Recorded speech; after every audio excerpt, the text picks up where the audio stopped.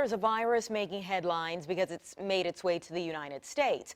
We're talking about the coronavirus. It's the illness that has infected hundreds of people in China. And 10 on your side's Laura Queso is here with what you need to know now. Some things have changed. Yeah, a lot has changed, Anita. A man who was in China came back to America with the virus. So that's big news there. He's a man in his 30s, we're told. He's from Washington State. And now, as of today, nearly 500 people have become ill because of this. 17 people have died. Concerns are mounting when it comes to the coronavirus. First identified in Wuhan, China, the virus is a cousin of the SARS virus, causing pneumonia-like symptoms. Coronavirus is spread between humans, according to Dr. Edward Oldfield, professor of medicine at EVMS and medical director for infection prevention for Sentara Healthcare. It started out kind of slow. There were maybe a handful of cases each week.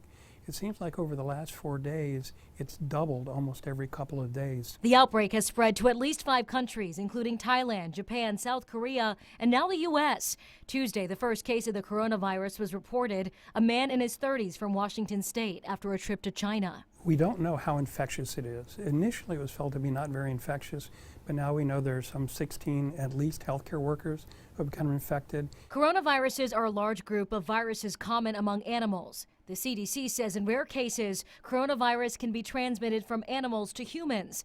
It usually starts with a mild to moderate upper respiratory tract illness similar to the common cold. Symptoms include runny nose, cough, sore throat, a possible fever. There are a number of coronaviruses that are known to be deadly, like Middle East Respiratory Syndrome or MERS and Severe Acute Respiratory Syndrome or SARS. The key, I think, for people is, one, stay away from people with respiratory symptoms, whether it's the flu or something else.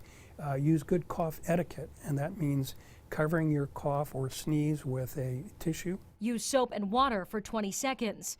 As far as traveling to Wuhan, Dr. Oldfield said he wouldn't. Right now, there are no vaccines to protect against the virus. However, most of the time, symptoms go away on their own. Speaking of travel, this afternoon, Wuhan, the city of nearly 9 million people, temporarily shut public transportation amid the virus outbreak, that is. And concerns are mounting.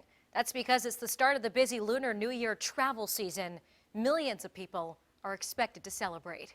Laura Queso, 10 on your side.